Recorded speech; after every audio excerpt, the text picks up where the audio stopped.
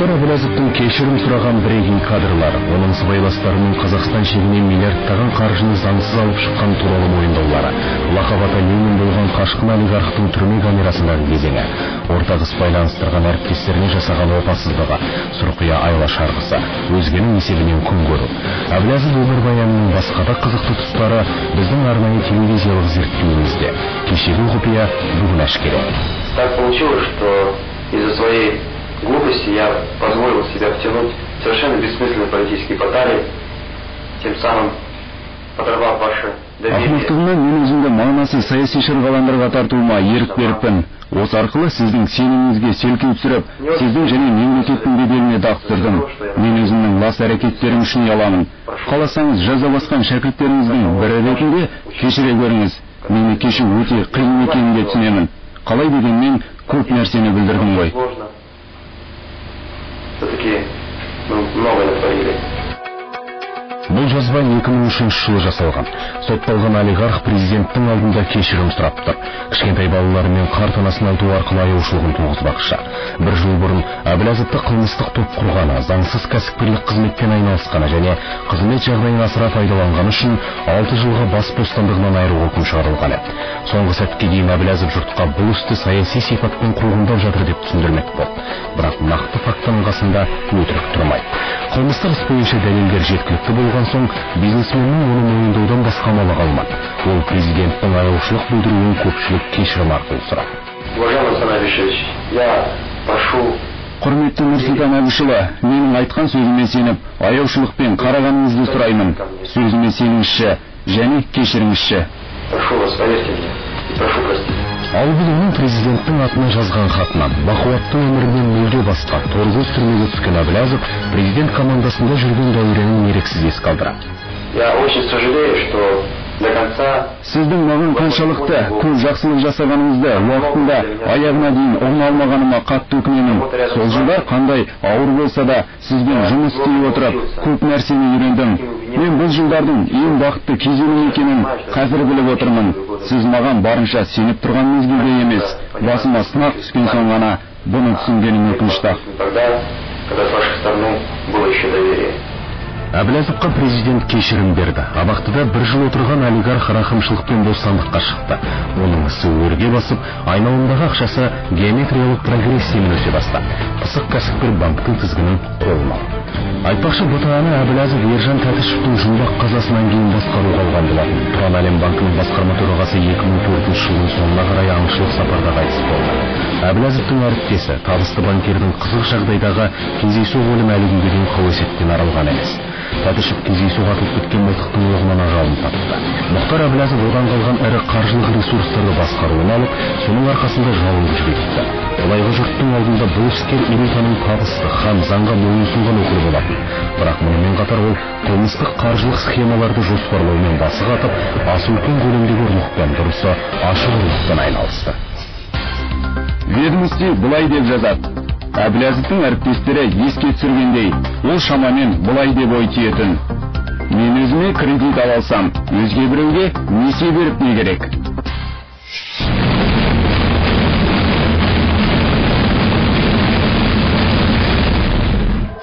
2008 жыл әлемдік қаржы дағдарысы шегіне жетіп тұрған кез. Америкалық және Европалық банктер, мекемелер, сақтандыру компаниялары бірінен кейін бірі қолдырап жатқан кез. Бұл уақытта Қазақстанда дағдарысқа қарсы ауқымды шаралар жүріп жатқан. Мемлекет отандық экономиканы қолдау үшін миллиардтаған доллар қаржы бөлуде. Қаржылық көмектің тиімділігін арттыру үшін ақшаны ірі екінші деңгейлі банктер арқылы бөлу туралы шешім қабылданды. Олардың қатарында директорлар кеңесін Әбіләзов басқарған БТА банкі де бар еді. Көмектің қандай көлемде екенін білген Әбіләзов қолына келісті. Ол халықтың қаржысы арқылы баюды мақсат еткен еді. Алайда жағдай басқа арнаға бұрылды. Нұрсұлтан Назарбаев дағдарысқа қарсы бағдарламаны қаржыландыруды қатаң қадағалауға болып тапсырды. Нәтижесінде жаңа миллиардермен бірге банкке тексерушілер де келді. Әбіләзов бұл тосын сыйлық өтпеген. БТА банкінің көзге көрініп тұрған табысты имиджінің астарында үлкен қаржылық проблемалардың бар екендігін аудит бірден анықтап берген. Банк банкроттың шегінде тұрды. Инвесторлар салған ақша жалған шетелдік компаниялардың шотында жатты. Алғашқы тексерулердің нәтижесінде тексерушілер банктен 2 миллиард доллардың жетіспейтіндігін есептеп шығарды. Осылайша Әбіләзовты қызметтік лауазымынан босатты. Оның әрекеті салымшылар мен кредиторлардың мүдделеріне қайшы деп танылды. Әблязов өзіне бұрынғыдан да үлкен жаза мерзімі кесілетінін жақсы түсінді. Қазақстан басшылығының кешірімінен үміт ету ақымақтық болар еді. Көп ойланбастан отандық бизнестің ашулы олигархы бұқаралық ақпарат құралдарында өзінің банкінің рейдерлік жолмен тартып алынғаны туралы ақпарат таратты да шетелге қашып кетті. Для того, чтобы не допустить социального и экономического взрыва, мемлекет әлеуметтік экономикалық жабылыстың алдын алу үшін самұрық қазына арқылы қосымша акциялар эмиссиясын салуды жөн көрді, яки банктың акционері болды. Солай бола тұра, акциялар банкты құтқаруға бөлінген 2 миллиард доллардың тірі ақшасына, яғни халықтың ақшасына сатып алынды. То есть это народные деньги, которые были вложены в целях спасения банка. БТА банкісі бойынша тыңғылықты тексеру нәтижесін қарасақ, бұл жерде тұтас қылмыстық синдикаттың жұмыс жасағанын білесіз. Шынын айтқанда банк нақақтан нақақ тонау үшін құрылған шымылдық қызметін атқарған. Ал бұдан БТАның барлық басшылығы өз үлесін алып отырған. Бәрін үйлестірген Мұхтар Әблязов. К примеру, Жерембетов, он возглавлял кредит. Мысалы, Жерембетов ол банктың несие комитетін басқарды. Оның рөлі үздіксіз несие беруді ұйымдастырушылығында болған. Корпоративті бизнес басқармасының бастығы Вероника Ефимова оған офшорлық компанияларды тіркеумен оларды нарықтан сатып алу, сол банктың несиелерін алу секілді міндеттер жүктелген.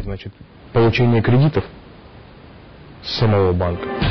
Әблязов айласын асырды. Офшорлық компанияларды іске қосып отырып, аса күрделі қаржылық айла шарғыны жүзеге асыру арқылы ол БТА банктен 900 миллион долларды қымқырып үлгерді.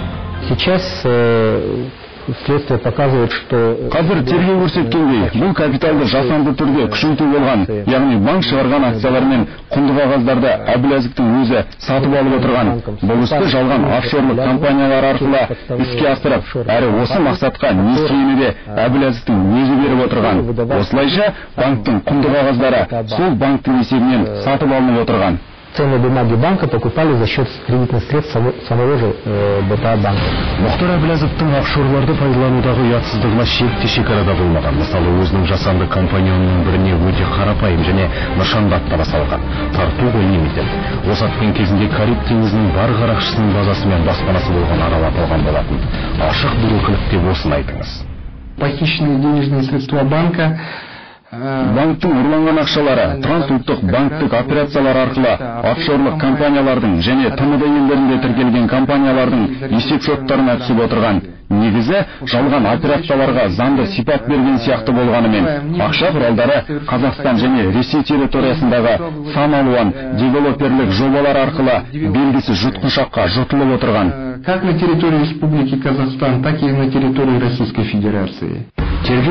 Тергеу нәтижесі көрсеткенде қаржының көп бөлігін ол ресейлік компаниялардың көмегімен айналымнан алып шыққан.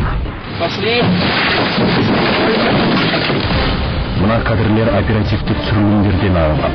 Ресейдің экономикалық қауіпсіздік департаментінің қызметкерлері Евразия логистик компаниясының мәскеулік кеңсесін басып алды. Операция барысында Ресейдің ірі компанияларының бірінің топ менеджменті толық құрамымен құрықталды. Аз ғана уақыт бұрын олардың ісі өрге домалап тұрған. Тергеу версиясы бойынша топ менеджерлер бизнес иесі Мұхтар Әблязовтың мүддесі үшін жұмыс жасаған.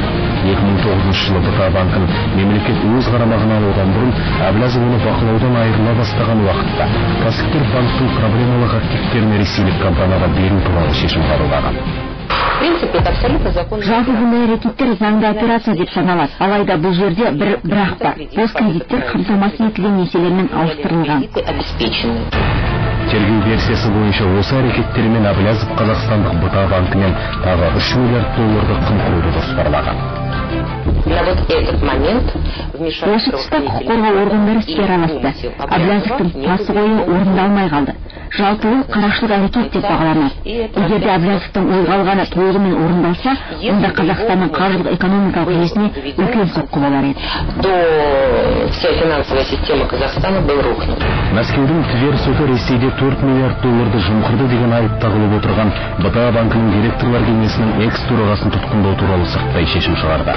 Оның есімімен Мәскеу Ситидегі Евразия мұнарасы алып жобасы, Павелецкий вокзалындағы сауда орталығы, логистикалық орталықтар желісі, Поклонный тауындағы океанариум, сонымен қатар Мәскеу маңындағы 150 мың тұрғыны бар алып қала салу туралы жоспар тікелей байланысты. Алайда шындығында аталған нысандардың бірде-бір іске асқан жоқ. Мынау серіктес қала Константинованың жарнамалық даңғылы.